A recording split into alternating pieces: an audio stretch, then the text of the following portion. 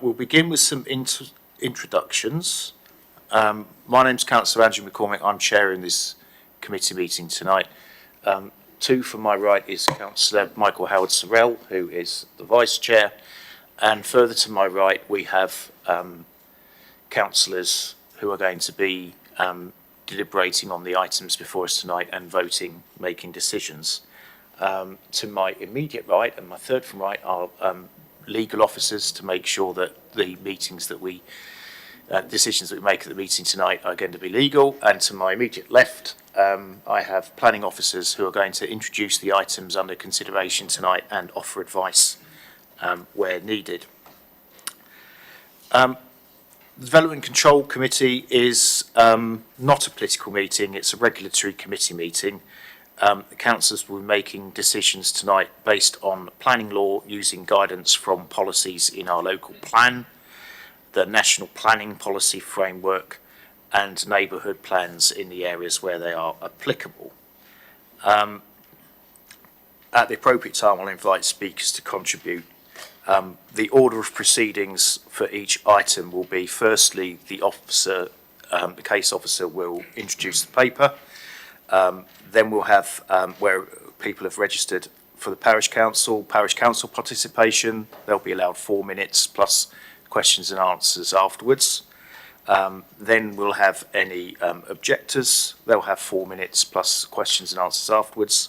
Then any people speaking in support will have 4 minutes plus questions and answers, and any visiting ward councillors will have 4 minutes plus questions and answers. There'll then be an opportunity for committee members to ask questions of the planning officers. If there are no questions, that's probably because they've been asked in advance of this meeting. Following the round of questions for officers, we will then open the item for debate, where the councillors will debate the item and we shall move to vote. And finally, once we've had a vote, we shall have the decision recorded as to that particular planning item. So, without further ado, we shall start proceedings. And firstly, do we have any apologies? I have Councillor Freeman and Councillor Durrant. For apologies, no substitutions. Okay. Any declarations of interest, councillors? There are none. Urgent matters? I'm not aware of any. There are none. Minutes of the meeting held on the 9th of April, which was only 7 working days ago, will be for consideration at our next meeting on the 14th of May. Which brings us on to main business tonight, which is planning applications. So the first planning application under consideration tonight is land south of Mitchell Devil Road and Shuttle Street, Whitchurch. And if I could have the officer introduction, please. Thank you, Chair. This application is located at land south of Mitchell Devil Road and Shuttle Street in Whitchurch and is a hybrid planning application. Full planning permission is being sought for residential development of 183 dwellings, with 40% of those being allocated as affordable homes.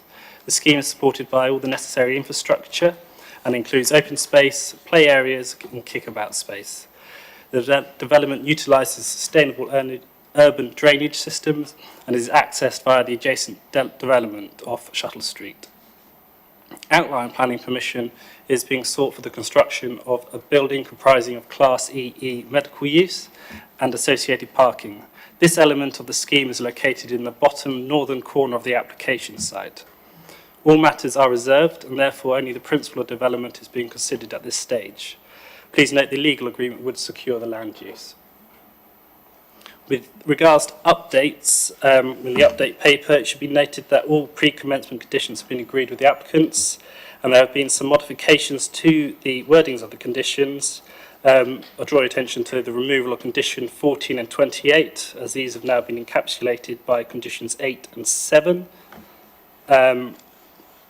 So in effect, we will have to reorder the numbering on the decision notice to reflect that. There have been some small changes to the wordings of the others as listed below.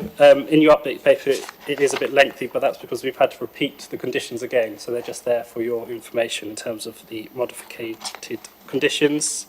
And finally, it should just be acknowledged that due to the Council's current housing land supply, the presumption in favour of sustainable development has been engaged, and the application has been considered against paragraph 11D of the MPPF. And significant weight has been attributed to both the provision of market and affordable housing, as well as the provision of the medical facility. The overall planning balance has been set out in section 10 of your reports, and which confirms the benefits weigh in favour of the development. As such, the application has been recommended for planning permission, subject to the conditions in your papers before you, alongside a legal agreement which is to be secured. Thank you. Thank you very much. Which brings us on to our first guest speaker of the night, Councillor Tracy Woodruff of Whitchurch Town Council. Welcome to Development Control. We've got some microphones set up to your right, if you'd like to approach.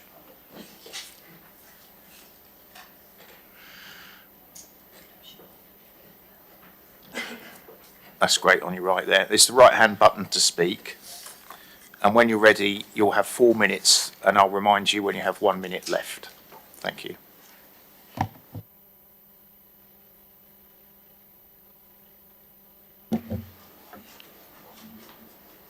Can you hear me? Good evening, councillors. Good evening, officers. I am Councillor Tracy Woodruff. I am Chairman of Whitchurch Town Council, Chairman of its Development Committee and Chairman of its Neighbourhood Plan Review Group. Over the last 2.5 years, the Town Council has considered this application to extend the existing Mill Springs estate during its Development Committee meetings, which, despite being open to the public to attend and widely promoted, they have been sparsely attended. The Town Council has raised and pursued issues with Barratt David Wilson Homes, but on each occasion has not objected to the application. During the course of without prejudice discussions, the number of dwellings has been reduced, the development envelope and uses have been changed, access to Mitchell Devil Road has been dropped, and community benefits secured. These benefits include the provision of 1 and 2 bed affordable homes, which meet the local Whitchurch need, additional open space and a new Jubilee wood, embedded on-site nutrient neutrality measures to protect the chalk aquifer, and a free site for a new expanded healthcare facility.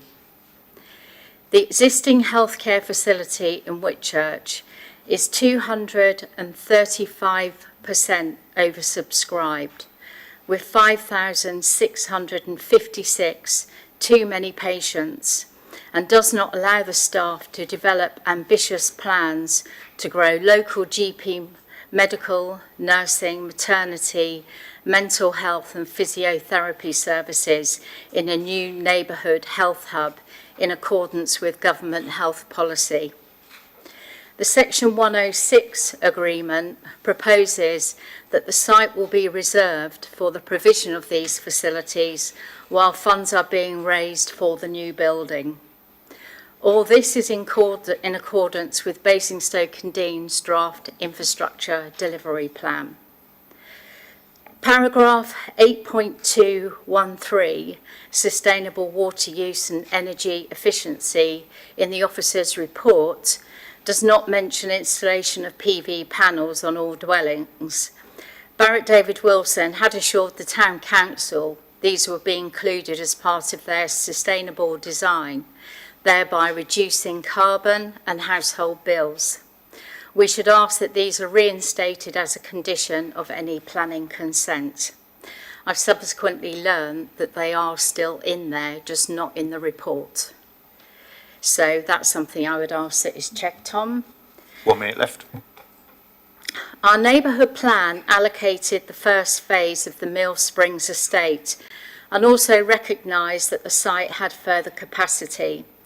Given the increasing constraints restrictions and environmental limits on all other sides of Whitchurch, set against the future identified housing requirement of 220 dwellings to 2040, plus the increasing healthcare needs of the community, and considering the lack of a 5-year housing land supply, Whitchurch Town Council has raised no objection to this application. Thank you. Thank you very much indeed for your contribution. Councillors, do you have any questions for Councillor Woodruff? I see no hands raised. Okay, thank you very much indeed.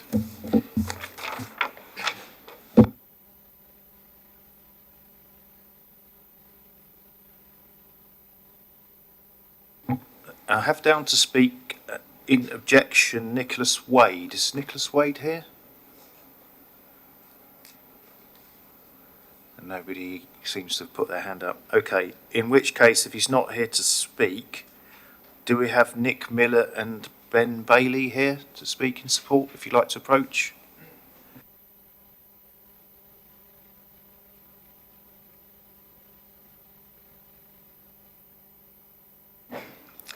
Welcome to Development Control. When you're ready, you'll have 4 minutes between you, and I'll remind you when you've got 1 minute left. Thanks. Right hand button. Just press it, just release it, and it will go red, and then you're live. Okay, thank you. Thank you, Chair. My name is Nick Miller, and I work for Barrett David Wilson Homes. This application has been worked up over 3 years in an extensive consultation process. Over this time, the number of houses has been reduced from 201 to 183, as homes were removed from the highest part of the site to the east due to visual concerns and replaced with landscaped open space. Historically, we've delivered the Mill Springs development, which joins the application site and comprised 100 homes, a school drop-off facility, 3 sports pitches and a pavilion. Today's application provides many benefits as well as helping meet the higher housing targets set by the government. 73 affordable homes will be delivered across the site, including shared ownership, affordable rent, and importantly, social rent. The scheme includes healthcare land, which can provide a crucial piece of infrastructure that Whitchurch badly needs, as outlined in the LPA's draft infrastructure delivery plan. And the ICB have stated the existing doctor's surgery is operating at 225% of its capacity. Therefore, the land set aside on this site, less than a kilometre from the centre, offers an excellent opportunity for an improved modern facility, which is to be handed to the NHS, either the NHS, the Borough Council or the Town Council for £1. Transport experts have modelled projected traffic flows from the site, and in a worst case scenario, there will be less than 1 extra car per minute going through Whitchurch Square during the morning rush hour. In terms of sustainability, the scheme will include PV panels across the site. Every home will have an electric vehicle charging point. There will be enhanced insulation and flue waste heat recovery systems. And over half the site will be public open space to encourage recreational activities on the doorstep of residents. The scheme will also provide over 3.3 million worth of SIL funding to go towards local infrastructure. And importantly, the application has the support of the Town Council, and we hope your support. I'll just pass you over to our architect, Ben. Good evening. In terms of the evolution of the master plan, there's been extensive consultation, both in terms with the design officer, the case officer, and other key stakeholders as well. The key elements have been obviously to retract the development westwards. We've ensured that the development sits within its landscape setting, both in terms of its height and extent. 75% of this red line of this site boundary is open space. Less than 25% is residential development area. That will allow us to enhance the ecology. 1 minute left. Enhance the ecology of the surrounding area, provide significant amounts of open space. The way that the development's been designed in terms of its perimeter block form enhances its permeability, connects to the public rights of way, and instills character. It's not a standard housing development. This is something that has been, both from a layout point of view and an architectural point of view, responds to the unique setting of the site and the characteristics of the surrounding area. The architectural elements, and I'm sorry you can't see any of the CGIs that have been produced for the project, there are a number of elevational treatments where we have 3 materials on a single corner turning building to reflect what has been delivered within the local area previously. The materials and the quality, the range of detailing from the herringbone brickwork, from the mock Tudor and through to the flint work is all locally distinctive to ensure that this development provides a natural rounding to the development and a setting for future generations to come. Thank you. Thank you very much. Councillors, do you have any questions? Councillor Phillimore. Yeah, good evening. I'm looking at the table on page 51 on affordable housing, which tells me there's 49 of the 73 are going to be 1 and 2 bedroom dwellings. Can you tell me how many of those are going to be flats? I think is it 28 flats? There's 24 flats across the scheme. Yeah, and they're designed to look like houses or terraced houses as well. Each have their own private amenity, so they come with balconies and access to parking as well. Councillor Court. Thank you, Chair. Good evening. I was interested to hear what you were saying about the properties being equipped, I believe you said, with an EV charging point and a solar panel per property. Is that correct? So building regs make it a standard now that EV charging points have to be provided. Where that's on plot, that's easy enough. That can go either in the garage or on the side of the house. Where it's within a communal parking area, we'll be using bollard or dedicated bollard for that property. But in terms of the PV panels, it's likely that on average, we're going to need at least 2 to 3 solar panels per house type. And in terms of the roof forms that we've proposed, both gable and front to back, we've assessed making the biggest coverage to allow for that to be achieved as well. For the last 3 years as well, solar panel technology has evolved. It doesn't have to be 100% south facing. We've got the ability to make use of east and west as well. And we now understand that with north facing solar panels, you're getting an efficiency loss of about 25 to 28%. Thank you very much. Councillor Miller. Thank you, Chairman. On the viewing panel, the one thing that stood out for us, and we commented about it as we looked at the site, was the rising ground from the existing development that goes up to a ridge line, a very defined ridge line. You mentioned that you'd amended some of the housing characteristics, I believe, because of that kind of visibility. What are the heights of the houses in relation to that ridge line? Because ridge lines actually promote height and accentuate the presence of structures, especially when they're viewed from down below. So I don't know if we can bring up the actual layout. It might be helpful to explain, but in terms of the way that the development has been designed, we've maintained a lot of the existing vegetation with additional planting. So as you're working your way up the hill, the built form is softened by that vegetation, both proposed and existing. In addition, the road network, the footpaths and the houses themselves work with the natural terrain of the topography, so it accentuates the gradient. As we get over to the eastern side of the site, we were much further east 18 months ago. We've then retracted that, and with our LVIA modelling and auto-rectified views, we can actually show that the context of the development sits within its landscape setting and therefore sits within its landscape context very comfortably, and that's covered in the LVIA that was submitted with the application. In addition, there are bungalows along that eastern boundary as well. There are 4, 5 shallow bungalows along that area as well in terms of protecting that view. Thank you very much. Any more questions? Okay. Thank you very much indeed for your contributions. Can you switch the mic off?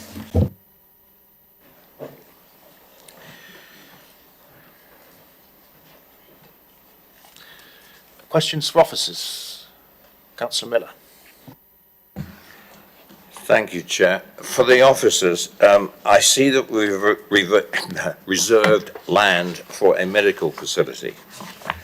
And the land would be transferred to either one of the councils, the county or the borough, or the NHS. It is my understanding, because I've been involved in my own discussions with my own medical centre over the years, it is the ICB's responsibility to provide the infrastructure for the buildings for primary care. Can you confirm that? And also, the other thing I've been made aware of is that there's no money in the ICB for infrastructure. So when Councillor Woodruff mentioned funds to be raised, where would those funds be raised from?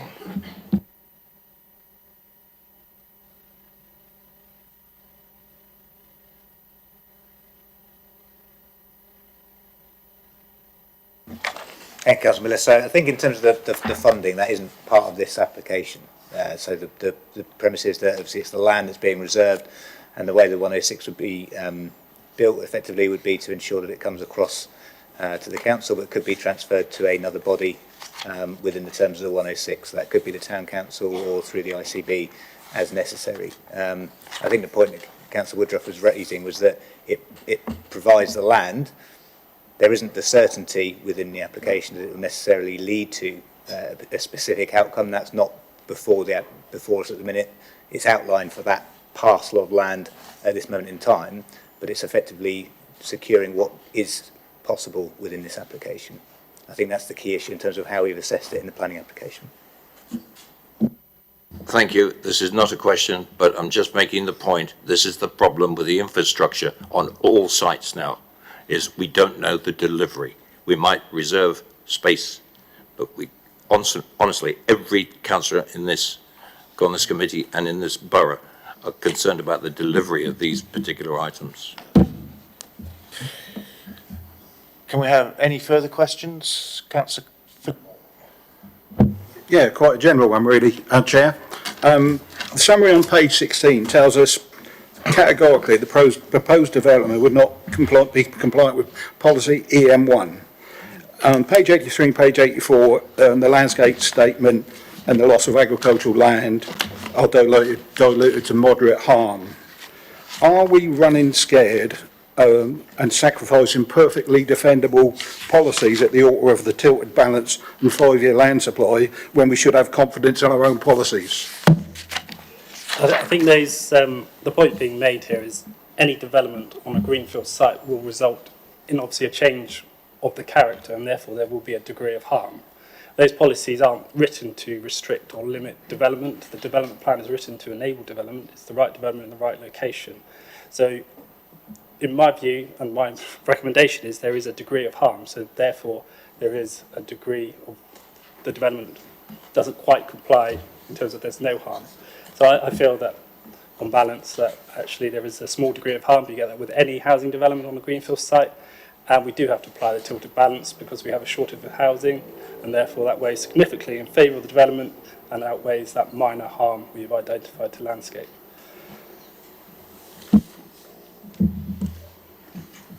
Any further questions, councillors? Okay, I shall move on to debate. Who would like to start things off?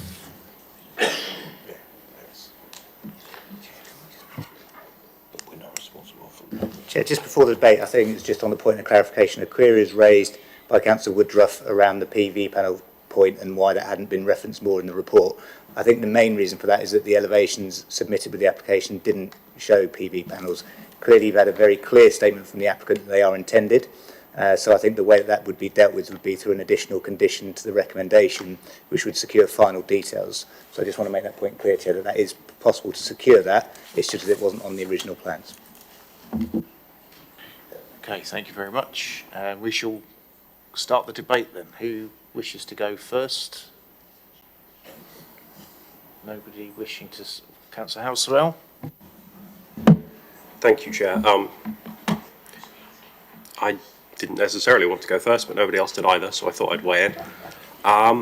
This application has lots of positives, and in the current planning climate, I think it's a very strong application. Maybe if we had a different land supply, we might be looking for something even better, but actually this is pretty good. The town council supports it. The person down to object didn't come along this evening to speak. There have obviously been some objections from local people, but broadly speaking, this seems to be widely supported. So I will happily move the officer's recommendation for approval, assuming nobody else wants to weigh in.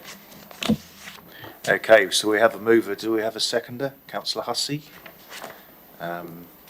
Unless anybody wants to speak, we shall move straight to vote. So we have a live recommendation. Move in favour of the recommendation, duly seconded. All those in favour of the recommendation, please show. I think that's unanimous, or near unanimous. Anyone against? One against. No abstention. Any abstentions? None. Great. Okay, so if we can have the decision recorded, please. Thank you, Chair. So that application would be approved subject to the conditions set out within the officer's report and also those in the update paper, alongside the additional condition securing the details on the solar panels, alongside the securement of the legal agreement as set out in the front of the report. Thank you very much. So the next item in front of us is land at Sherfield Hill Farm, Reading Road, Church End, near Sherfield on Loddon. And Bethan, if you could introduce that for us, please. Thank you, Chair. This is an outline planning application for up to 350 dwellings, together with a mobility hub, open space, access, pedestrian and cycle routes, and other associated works. All matters are reserved except for access, which would be created off Redlands Farm Avenue. The developable area is set out on the parameters plan, showing the extent of the open space proposed within and around the boundaries of the site. The proposed mobility hub would offer provisions for sustainable transport and includes a variety of provisions such as, but not limited to, travel information, cycle parking, e-bike charging, bike maintenance facilities, seating areas, EV charging, parcel lockers, and provision for a future car club. The mobility hub must require these facilities as a minimum. However, it may be that other sustainable transport provisions are sought at reserved matters stage. The only update since the preparation of the agenda is that the applicants have committed to delivering at least 50% affordable housing of the 70% requirement of the rented affordable housing units. The application is recommended for approval under the tilted balance as set out in section 10 of the report, subject to the completion of a legal agreement which secures the affordable housing, the delivery of the site access and shared use path along the A33,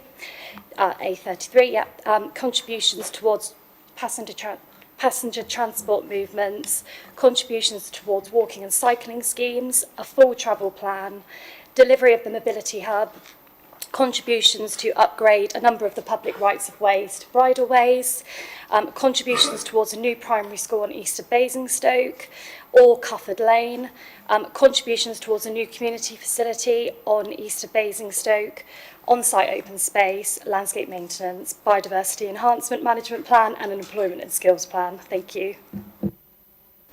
Thank you very much. So first down to speak is Councillor John Darker. Welcome to DC. If you take a seat to the right.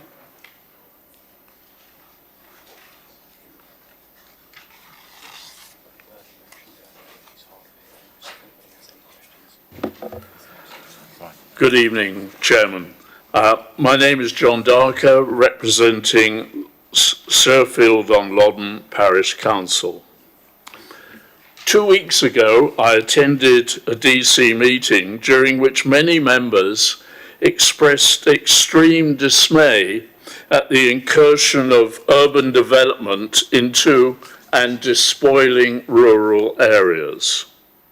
Tonight with Sherfield Hill Farm, this issue is again writ large.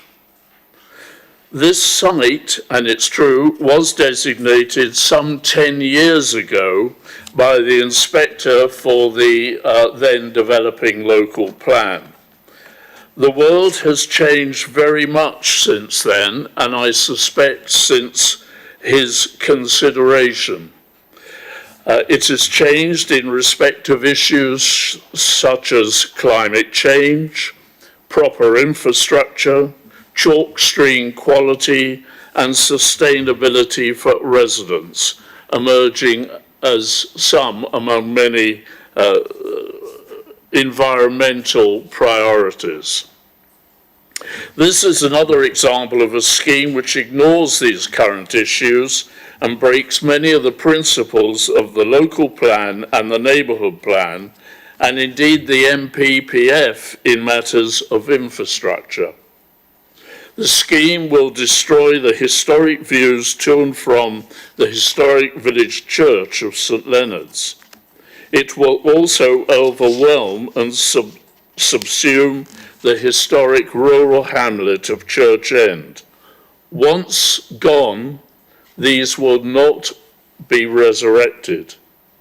The scheme will also destroy a foundation area for the River Loddon and its associated biodiversity. Nor is the scheme sustainable. There are no local surgeries or schools with capacity for these new residents, as the local provision is oversubscribed. There are no shops. There is no footpath alongside the A33 to Chinham, so owning a car will be a necessity. The bus service is intermittent at best, hardly at all at weekends, and will pick up some distance away on the A33. It is proposed that the sewerage from this site will be pumped all the way to the Sherfield pumping station, which is also at capacity, thus causing more backflows in existing and new housing. There are no plans for solar panels or EV charging points on houses. 1 minute left. In short, the scheme has minimal benefits, offers future residents a lonely and dismal environment, and destroys a further chunk of Basingstoke's rural surroundings without any compensation for existing residents. I therefore urge members to refuse this application in order to try to safeguard some element of Basingstoke's historic and rural natural landscape. Thank you, Chair. Thank you very much. Do we have any questions for Councillor Darker? I don't have any. Thank you very much indeed for your contribution. Thank you. If you can switch the mic off on the right, that's great. Right-hand side. Side.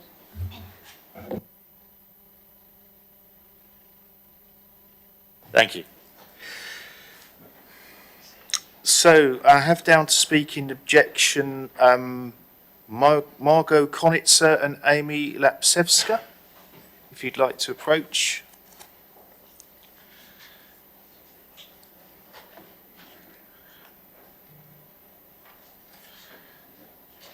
Welcome to Development Control.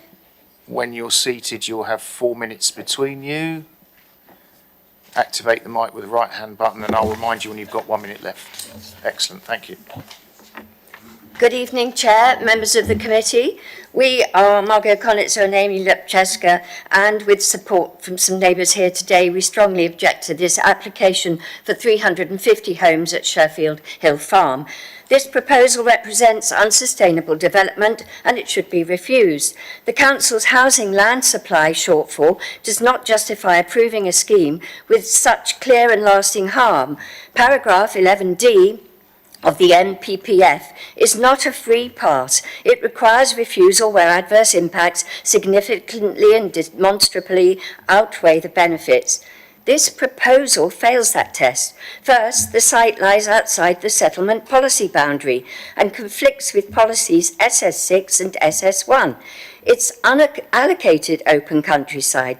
The committee report confirms this, para 8.5, and acknowledges it would erode a strategic gap between Sherfield Park and Church End, in direct conflict with policy EM2 and neighbourhood plan policy G1. Second, this is not a sustainable location. There are no safe walking or cycle routes to Sherfield-on-Loddon or Chinham, and the A33 lacks footways. Bus services are very limited. Hampshire Highways confirm these constraints. The proposed mobility hub can't overcome this isolation. It's symbolic, not functional. The development fails NPPF paragraph 105. Third, the A33 is already over capacity and dangerous. Since 2020 and since the Redlands development, serious accidents have increased, including fatalities. Adding hundreds more vehicles without resolving these safety issues is not just unsound, it's unsafe. Highway officers also flagged inadequate trip data and missing HGV counts. Fourth, the flood risk is serious and underplayed. The site floods every year during heavy rain, and in 2007, homes in Church End were inundated. That risk remains today. The proposal would increase surface water runoff, but the local tributaries simply cannot cope. Hampshire's Flood Authority confirms a flow route crosses the site and development hasn't been steered away from it. While attenuation is required, here it's proposed within flood-prone areas, which breaches NPPF paragraph 167 and policy EM6.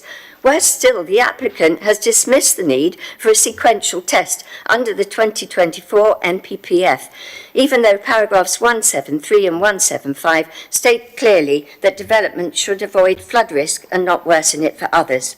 Fifth, Thames Water cannot confirm if our water capacity exists. Without infrastructure upgrades, there's a real risk of pollution in the River Loddon, which is already vulnerable. No independent drainage or water quality audit has been submitted. This fails policies CN6, EM6 and MPPF paragraph 186. Sixth, the development would harm the setting of multiple listed buildings, including Lefebvre and St Leonard's Church. These assets depend upon the rural surroundings. The harm has not been properly assessed in breach of policy EM11 and MPPF paragraph 199. Seventh, the scheme places unsustainable pressure on infrastructure. GPs and schools are already overstretched. Hampshire County Council has raised concerns about the cumulative impact of new housing. This application offers no guaranteed delivery of new services in breach of policy CN6. Eighth, this site is rich in wildlife. At Church End, we regularly see deer, foxes, waterfowl, shrews, badgers, bats, hedgehogs, stoats, ducks, frogs, dragonflies, and even egret. The hedgerows and open fields are their habitat. This plan would destroy it. That contradicts MPPF paragraphs 180 to 182, which require planning to protect and enhance biodiversity, not bulldoze through it. Chair, members, this is not sustainable development. It fails on all three pillars. Economically, it burdens overstretched infrastructure. Socially, it isolates new residents. Environmentally, it threatens landscape, flood safety, water quality, biodiversity and heritage. You are not required to approve harmful development to meet targets. The MPPF and your own policies give you firm grounds to refuse. Please protect our landscape, our wildlife and our community. Please refuse this application. Okay, thank you very much for that. Councillors, do you have any questions for Ms Conitzer or Ms Latviska? Councillor House-Sorrell. Thank you, Chair. You mentioned quite a few things there, so I have a couple of points. I take it you both live in Church End, is that right? Yeah. Yes. This obviously is an outline application. Do you think at the reserve matter stage there is anything that could be brought forward that would assuage any of your concerns? Or do you just think this scheme is completely undeliverable, even if it's well below the maximum that we might approve today? We are understood for the objection. We can only object. It is not, look at the scheme and say what needs to be improved. Yes, I think there are things which probably, could be brought in which would do that, but I was under the impression that we can't discuss it in this meeting. Well, it's reserved matters, which means you can discuss things like access and housing numbers, but you don't actually have any drawings in front of you to comment on. We do have some pictures here of wildlife and flooding. Those are indicative of the outline. I think the flood risk is a real concern. Where the I know that they've put balancing ponds and things in, but I think there needs to be a much larger investigation into the flood risk, because it's something we suffer with every year, all the time.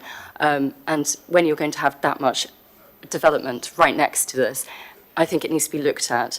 Possibly the density, it's you know, it was going to be 190, now it's 350. I think that could be reviewed.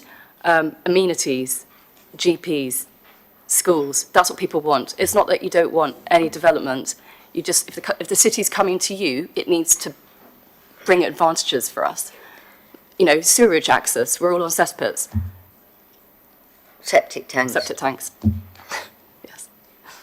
It's the review of the tests that the Miller Homes should be doing for the flood risk.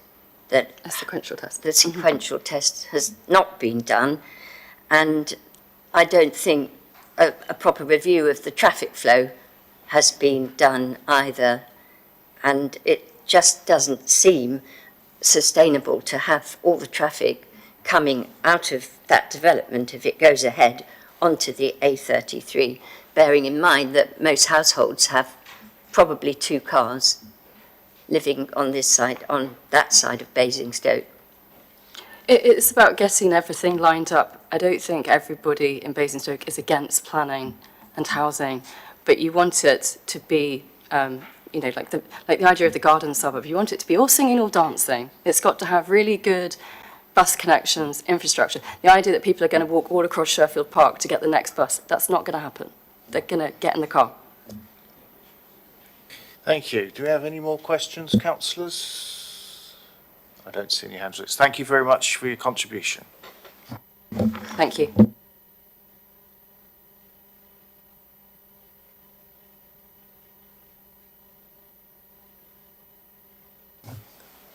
And speaking in support, I have listed here Julia Mountford, Mark Jackson and Tim Wall, if you'd like to approach.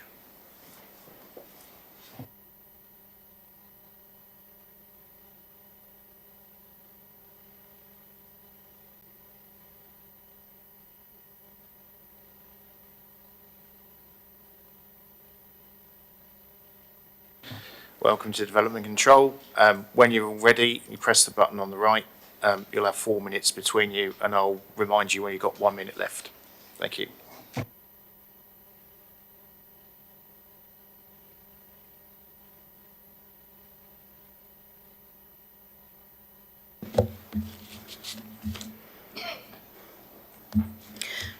Good evening. I'm Julia Mountford, the planning agent for this application, speaking on behalf of the applicant, Miller Homes. This outline planning application relates to land which was specifically identified for residential-led development in the east of Basingstoke area within the council's previous Regulation 18 draft of the local plan update consulted on last year. This application has been progressed positively with officers to develop a high-quality residential-led development to deliver up to 350 homes, of which up to 140 would be affordable, alongside supporting uses including improving wider connections and accessibility, play space, landscaping and green infrastructure.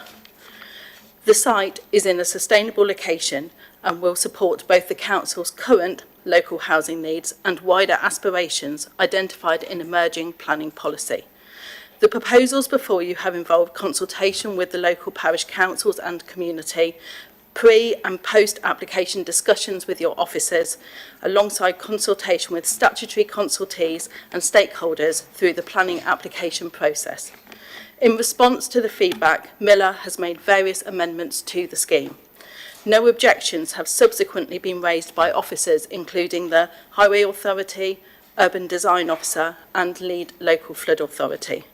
The proposed development will deliver a number of significant benefits for the local area, including 40% of the homes will be affordable, contributing to addressing the council's climate and ecological crisis by delivering homes that are more sustainable and energy efficient, a range of environmental benefits, including new, usable, public open space and play spaces, a net gain in biodiversity and landscape buffer enhancements. boosts to the local economy, including financial contributions for infrastructure improvement and encouraging active travel, as well as providing significant funding to help develop important active travel connections in the wider area. The development will be liable to pay the community infrastructure levy of approximately 5.3 million, the exact liability to be established at the reserve matters stage, with 25% going directly to the parish council. Miller Homes will also enter into a Section 106 agreement. Full details are set out in your committee report, with contributions including the delivery of affordable housing, shared use connections to the A33, contributions towards public transport, along with walking and cycling improvements, on-site play facilities and open space, an employment and skills plan, a contribution to a new primary school, 1 minute left, and a contribution to a new community facility on the east of Basingstoke allocation. Miller Homes is committed to the expedient delivery of both the market and affordable homes. We therefore commend this proposal and respectfully request members support your officer's recommendation to resolve to approve this application and allow for the early delivery of these new homes and delivery of this development. Thank you. thank you very much. Councillors, Councillor Fillmore? Yeah, good evening. You just mentioned the provision of a community centre. A lot of the objections that I'm reading said there's not going to be one. Can you tell us where it is within the plan? The community facility is a contribution towards the community facility, which will be provided on the east of Basingstoke site. Do you know where that is then? It's the site that has already been allocated, that is to the south of Redlands.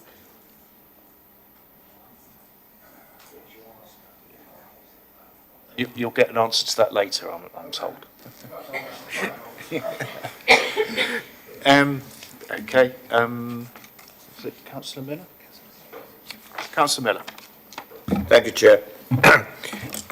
I don't know whether you could answer this question. It may be a question for officers a bit later, but I'll ask you because it's in the application. A contribution to a new primary school. How do you know it's going to be a primary school? Because that's what the contribution is specifically for. Secondary education is dealt with separately.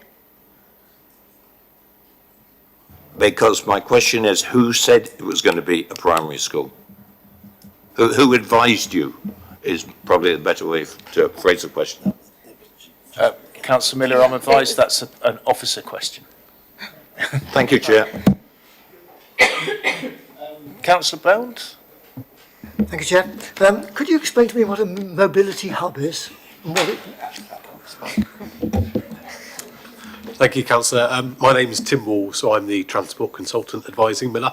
So a mobility hub is an area of space dedicated on the site for shared and sustainable travel. As the officer explained in the presentation, the full details will come through as a reserved matter, but there's various constituents that would form part of the mobility hub, such as space for a car club, which allows shared access to vehicles, electric vehicle charging, bike maintenance, sustainable travel information. There's a series of policy support for the provision of a mobility hub, and Miller took their lead from Basingstoke and Dean Council in the Regulation 18 policy, which indicated the provision of a mobility hub is required, and it's also a requirement of the County Council, the Highway Authority, to provide a space to essentially promote sustainable travel. Okay. Yeah, of course you can. Who's going to run it? Who's going to run it? I mean, you talk about cycle facilities and maintenance, but who is going to run? It would fall to most likely the management company, and that again would be a detail that's determined through the reserve matters scheme. Do we have any more questions, councillors? Councillor Hussey. You made two separate references to affordable homes. On one occasion you said up to 140, on the second occasion 40%. 40% is 140. Why did you add the words up to 140? Are you watering it down already? Absolutely not, just to reassure you, just because it's an outline planning application and that is for up to 350. So if for any reason it wasn't 350 at the reserve matters stage, then it would be up to 140. But absolutely, it will be in the Section 106 agreement that it's 40%. Any further questions, councillors? Councillor Court. Good evening. I gather one of you is a transport consultant. I'd be quite interested to hear your views how the traffic from this site is to be managed. At the moment, there seems to be a considerable amount of traffic coming from this area onto the roundabout. Welcome. Thank you, Councillor. So to explain some background, we've been working on this site for a number of years. Alongside the County Council, obviously the Highway Authority, who verify and scrutinise any assessments we put forward. We prepared a full transport assessment that you may have read in support of the application. In doing so, we collected a significant body of traffic information on the A33 corridor. So that comprises two elements. The first is the County Council's own transport model that they have for the Basingstoke area, the North Hampshire transport model. That comprised a series of surveys and it forecasts future conditions. On behalf of Miller, we also carried out individual surveys of all of the key junctions on the A33 corridor, so from the Bramley roundabout all the way down to the Ringway. They were carried out over multiple days to get a good understanding of how the network corridors and junctions were operating. It measured queues, it measured delays, and it measured the capacity of all the junctions. That allows us then to forecast how the network will operate in the future by building junction models for each junction along there. So Crockford roundabout, Binfield roundabout, Thornhill, Taylor's Farm roundabout where the site takes access, and Bramley roundabout too. What that assessment shows clearly, as members will acknowledge and be aware, is that it's a very busy corridor and there's a lot of traffic that use the A33. That goes without saying. However, the assessments test what the change in traffic conditions would result from the development. So conditions in the future without the development coming forward and those when the development's loaded on top. What that demonstrates clearly is that the improvements that Hampshire and Basingstoke have contributed to over the last 5 to 10 years in improving those junctions has added capacity to the network. There are still some constraint points, particularly at Binfield's roundabout, for example, where there's congestion that does occur. The assessments, however, and the County Council, you'll note, do not object to the application. They confirm that the impact of the development will not be significant. There will be areas where queues may increase by 1 or 2 vehicles, but it's of that level. So all of the assessments through both of those different modelling approaches we've done show that there will not be a material change in traffic conditions as a result of the development. Part of Miss Mountfield's deputation explained the mitigation that this scheme is bringing forward. Now, the mobility hub is part of that, but actually the primary strands of mitigation are significant funding to encourage people to take alternative modes of travel, and that's large investments that Miller are committed to making to improving cycleways, footways, and public transport, which we've heard about today. So part of that is to be directed to delivering a new strategic cycle route, for example, through Chinham as part of your LC WIP. Part of it is to improve bus services, so that will be either the frequency of the service 14, which stops within a couple of hundred metres of the site, or a new route as part of that coordinated development to provide people with choices and alternatives to the car. Thank you very much. Councillor Jones. Yes, we've had another reference to the mobility hub. Can you give an example of where one has been established and indeed remained in use for a number of years? So it's true to say that they're a new concept, Councillor Jones. There are a number of mobility hubs that are in operation and under construction. So Hampshire County Council through Solent Transport is in the process of establishing a series of mobility hubs across the south coast. There are various mobility hubs. I think North Whiteley has a mobility hub, for example, which is not too far from here, and various other large schemes that are delivering these as well at the same time. I think what I would encourage members to reflect on is that a mobility hub is a benefit. It doesn't cause a harm. It's there to promote active and sustainable travel, and through the reserve matters, members will obviously have an ability to influence the component parts of that. We've set out within the information submitted what we expect that to include, but that's the role of reserve matters to define the detail provisions that were made within it. In any assessment, it's a beneficial way of promoting active and sustainable travel. No further questions, councillors? Thank you very much indeed for your contributions.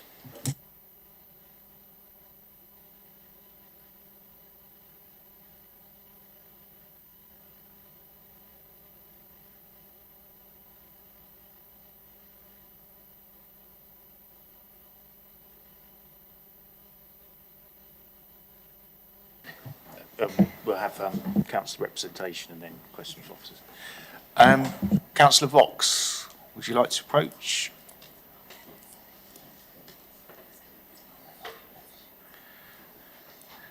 Welcome to DC. I'm sure you know the drill. When you're ready, you've got 4 minutes. Thank you, Chair, for the opportunity to speak to you all this evening. It had not been my intention to address you today. However, I changed my mind on reading the report in your meeting pack. What a depressing situation we find ourselves in. The committee will be aware of my objection set out from page 112 in your packs. I read the reference responses to the issue I and many others raised with increasing dismay. Our adopted policies are being dumped, disregarded or explained away throughout the paper. This is not a criticism of our planning officers, who do an amazing job in trying circumstances. This is a reflection of government policy, which makes it impossible to deliver effective local planning. There is a limit to the number of issues I can talk about in our time limit, which I'm sure you're grateful for. So I will stick to a couple of key points. To say this development does not impact on the strategic gap and the character and landscape of the area has to be challenged.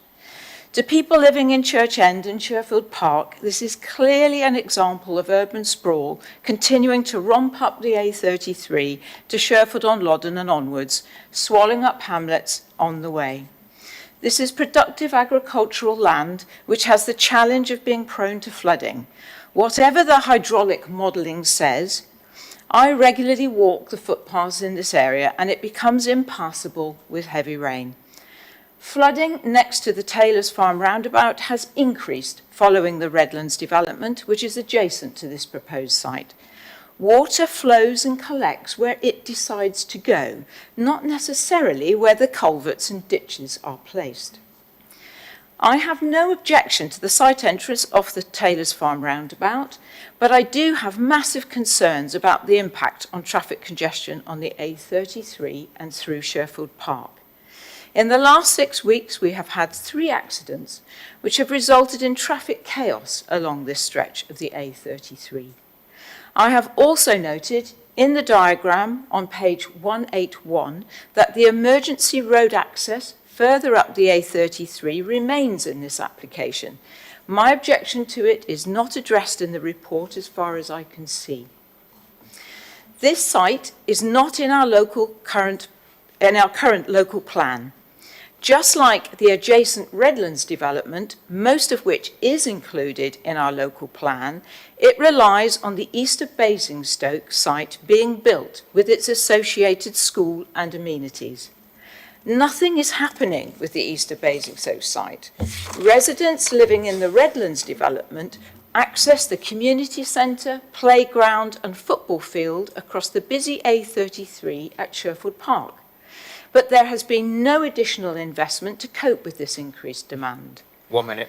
Children are being allocated schools far away from their homes because local primary and secondary schools are full, and the new school on the east of Basingstoke hasn't been built. Just like Redlands, Funding for facilities to support the residents living in the proposed development of Sherfield Hill Farm is being allocated to the east of Basingstoke, which doesn't exist, and there are no active plans to bring forward in the foreseeable future. Adding to the inequity, SIL monies are allocated to Sherfield on Loddon, as this area is in their parish, not Sherfield Park. There was £113,000 SIL from phase 1 of Redlands alone, which went to Sherfield on Loddon. I don't, fine for Sherfield on Loddon, but Sherfield Park has had nothing. This development should not be going ahead. It should wait until our new local plan is in place, and we must not make the mistake of building yet another large estate without the amenities and infrastructure around it to support those families living in it. I'm afraid we're out of time. Yep. Thank you very much. Councillors, do you have any questions for Councillor Vaux? Councillor Hussey. You've expressed your concern about flooding quite clearly. Can you tell me what in condition 28 to the report doesn't satisfy your requirements to address flooding? What's deficient in condition 28? I'd have to go and look up condition 28 again. It's a long document. I think the issue that local people have is that water flows off this land. If you ever drive, and I know it's a little bit of a distance away, but if you ever drive through the Lily Mill Chine traffic lights, it floods there all the time. There is an underwater connection around that whole area, which is struggling to cope with the water that comes off the roads, the houses and the fields. I think it's simplistic to say that this area doesn't flood. It does. Local people knows that it does.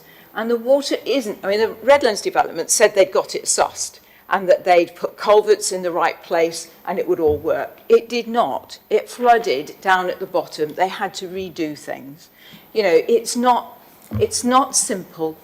I think previous speakers have said there should be more work done on the water side of it, and I think that is absolutely correct. If you're going to go ahead with this, what we've got already is not sufficient. Any further questions, councillors? Okay, thank you very much, Councillor Vaux, for your contribution.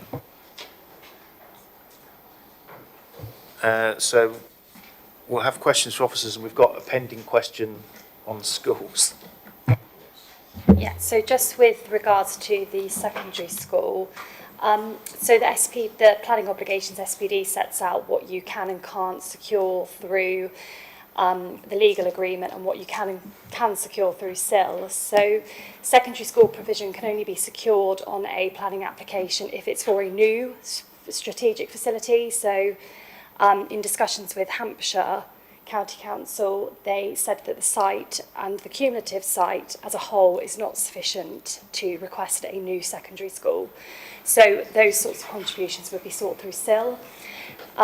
They felt there was sufficient need to request a funding for a contribution to a primary school, and again that has to be towards strategic site. So that is either going to go towards to the Cufford Lane Primary School, or to the East of Basingstoke, whichever one's delivered first and needs the capacity. So that provision will be secured. Councillor House-Threll. What's the backup if neither of them ever get delivered? Thank you. I know there's a presumption they will, but assuming they get refused, they discover oil under the site and it's just impossible, what actually happens at that stage? In discussions with Hampshire, there was no discussions that they wouldn't. They were quite confident that one of them would, and that's why we've got the securement in place that if the East of Basingstoke is later, that the Cufford Farm School will come could potentially be first. So that's why we didn't just secure it to the East of Basingstoke, as it's likely that one will come forward. It's just timing. Okay, but assuming that doesn't happen, can we put some sort of legal agreement in that is a backup option that says if these sites aren't delivered within, 15 years, 20 years, or it's determined that they will never be delivered, can we have that agreement in place that the money will go elsewhere, or do we lose that money if it isn't delivered for whatever reason? Okay, so I do understand the issue, and both the issue about East of Basingstoke and as was best described, the sort of either-or scenario around primary in terms of upper cover. I think the key thing is that on both of those they are allocated sites. I appreciate they haven't come forward in the timing that was originally envisaged, but they are allocated sites, so in planning terms they are, in our current local plan, sites that should be going forward to development. The fact that they haven't is an issue, very clearly, but all this planning application can do, and all any planning applications can do, is seek to mitigate their impact.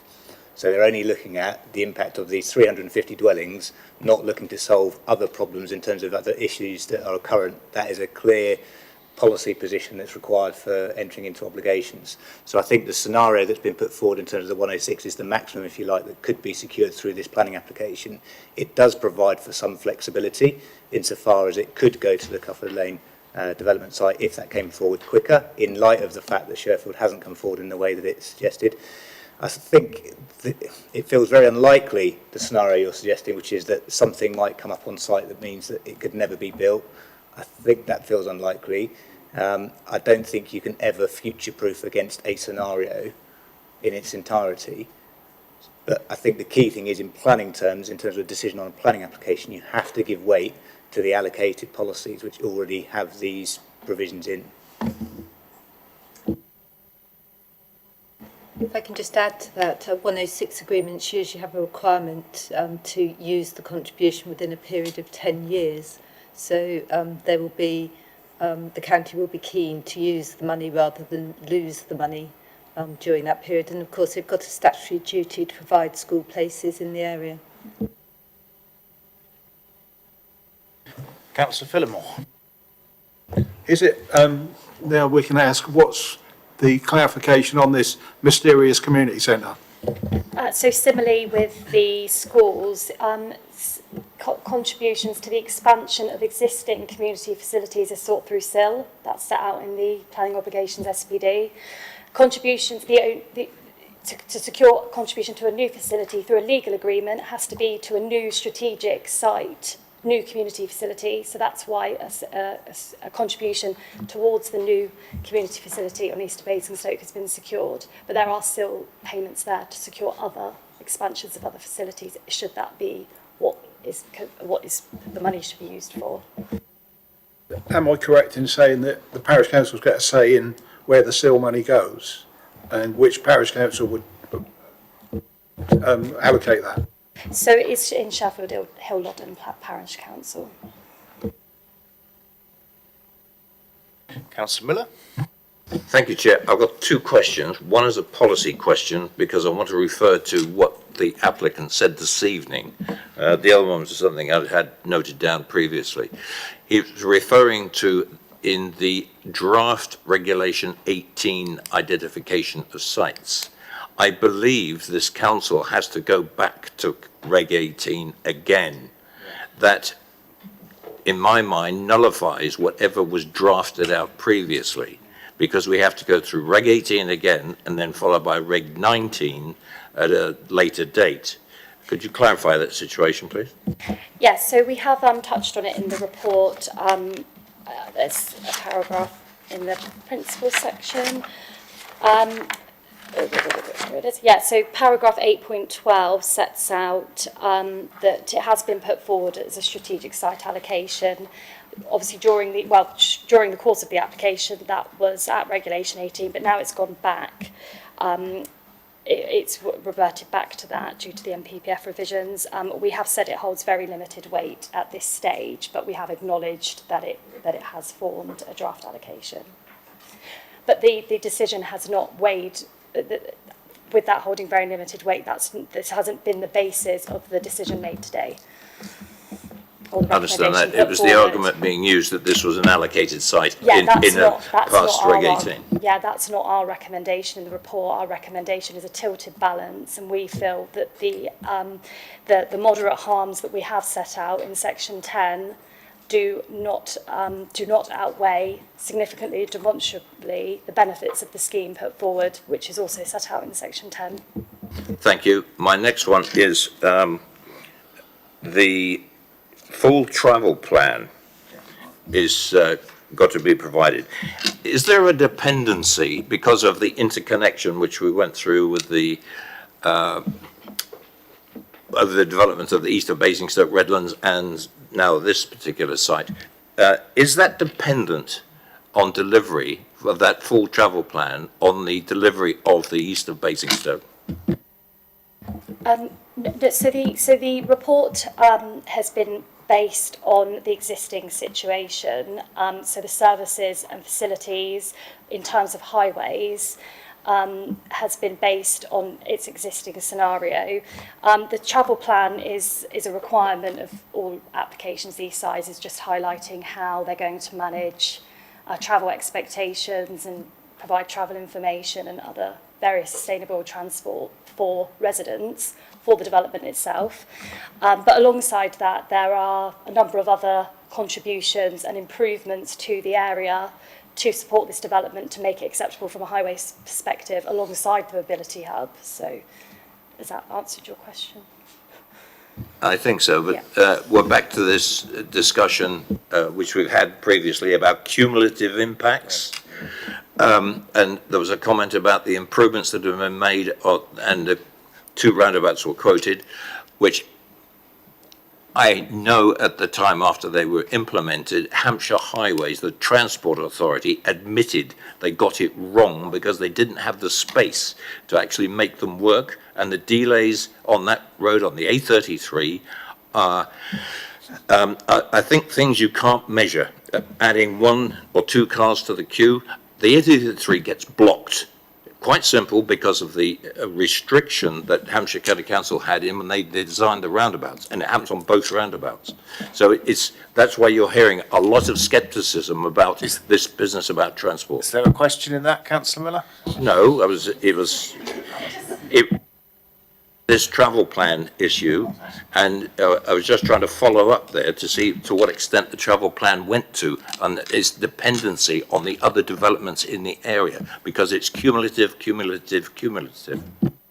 I suppose just to add to that, that the information and the trip movements have been, and the transport assessment has been based on a worst case scenario.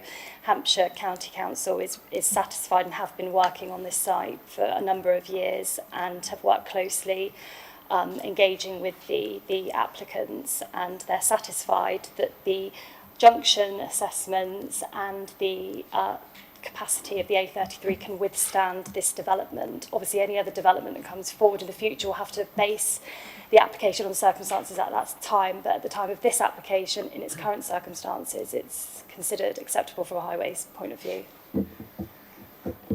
Councillor Court? You okay? Anyone else? Questions? Councillor Jones? As reference to local walking and cycling schemes,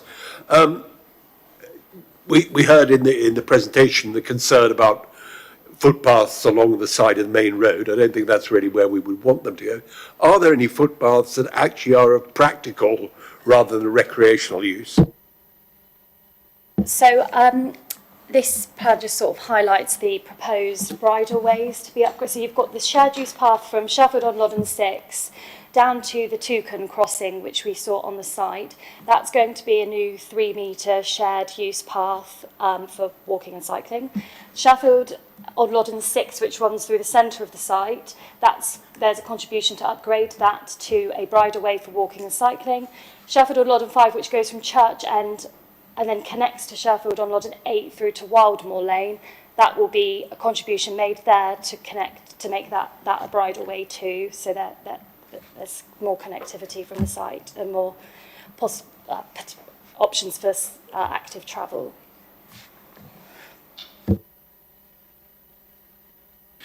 Any further questions? Councillor Hussey? Yes, I want to go back to the flooding issue, which has been highlighted by a number of speakers this evening, and condition 28. I've gone through that condition and asked a couple of questions of officers prior to the meeting. Can you assure me and perhaps other members of this committee that condition 28, when taken in full, will address flooding risks on the site? Yeah, so just to start off from what the representations made. So the application has been submitted with hydraulic modelling information, which is considered the most up-to-date method for assessing flooding of the site. That identified that the northwestern part of the site, which if you get the plan, the parameters plan, which that church end section in the northern part of the site is susceptible to high surface water flooding. That does not project out into the developable area, which is in orange on the plan, which meant that that's why a sequential test is not required, because paragraph 175 sets out that a sequential test is not required if any known areas of flooding, recorded areas of flooding, in any modelling information or council strategic flood risk assessment, that a sequential test is not required, so we did not have to carry out a sequential test on the site. The modelling information shows that post-development, with the sustainable urban drainage features that are going to be incorporated into this development, that the risk of flooding will not expand into the developable area of the site. The lead local flood authority is satisfied with the findings. They consider that the information presented by the applicant is the most up-to-date information, and they consider that the condition that they've put on, following a detailed design approach, would mean that the site would not be at risk of flooding to a degree that would warrant refusal of the application. Thank you. There being no further questions, we shall now move on to debate. Councillor Phillimore. Thanks, Chair. Well, in summary, I don't think this application brings anything to the table in terms of creating a sustainable community. It brings very little in terms of community facilities, and I don't think I can support it. Anyone else? Okay, do we have a mover?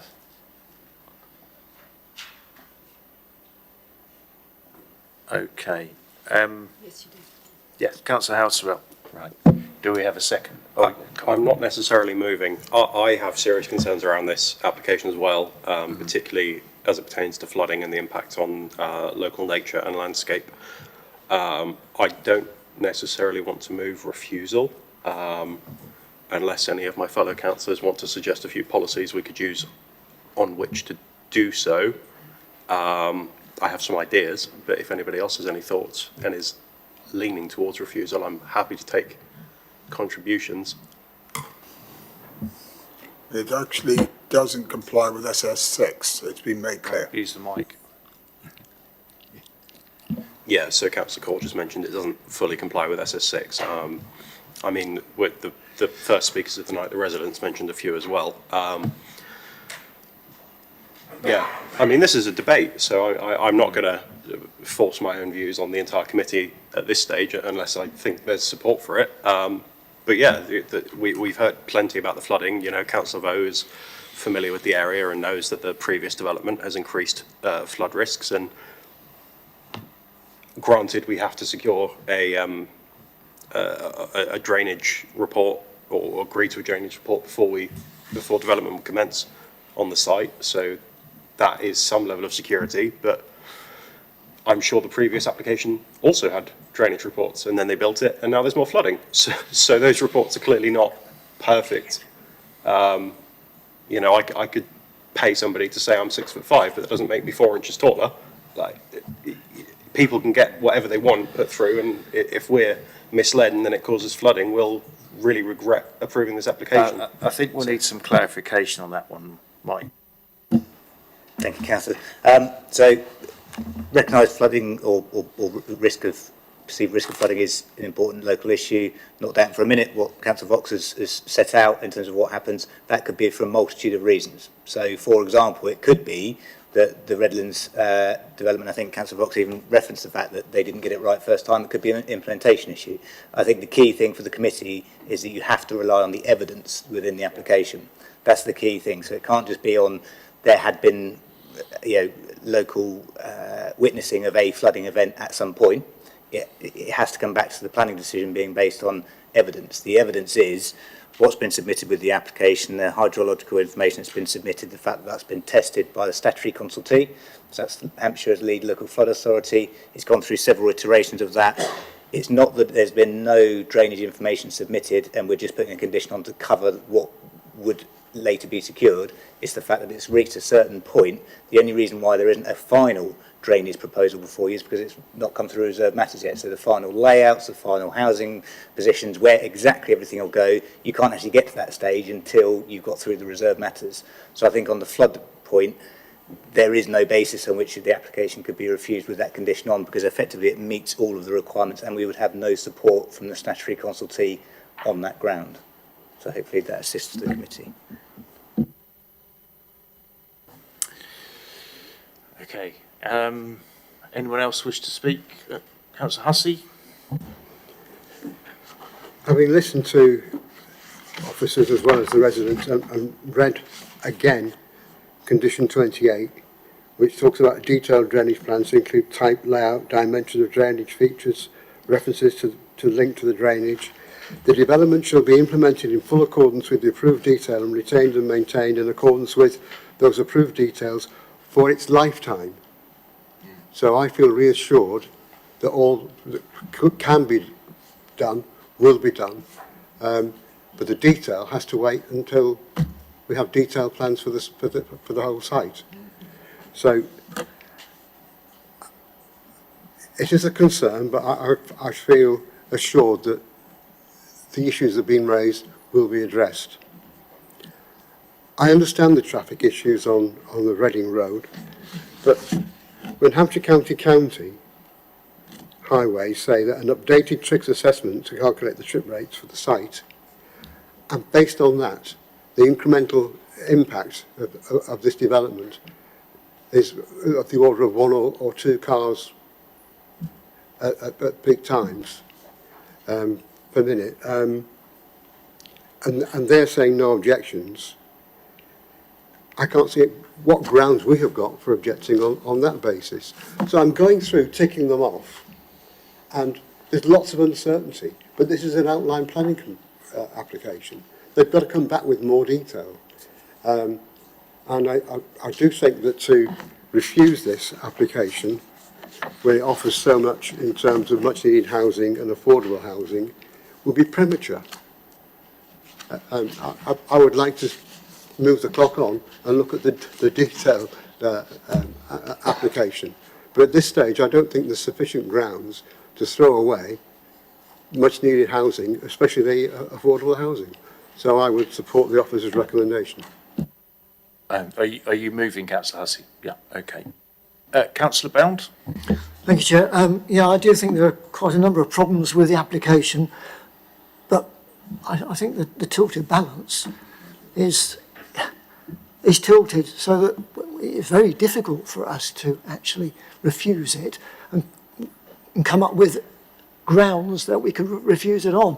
I take what Mike says about the effect on the landscape, and people have mentioned the flooding, but I think that's been answered.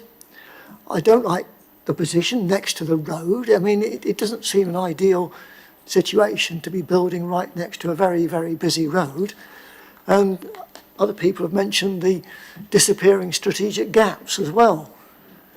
But we've got an application in front of us with very few grounds that I can see that we can refuse on, unless anybody can come up with some grounds.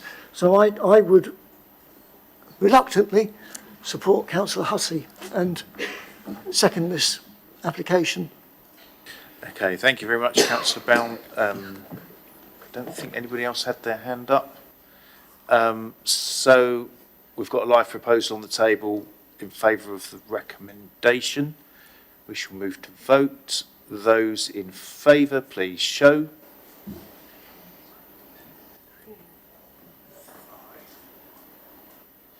Those against? 4. Okay. No abstentions? Okay, that's carried. Can we have the decision recorded, please? Thank you, Chair, and that application is approved as per the agenda. Thank you. Which brings us to close of business tonight. Thank you, everybody, for attendance, and have a safe trip home.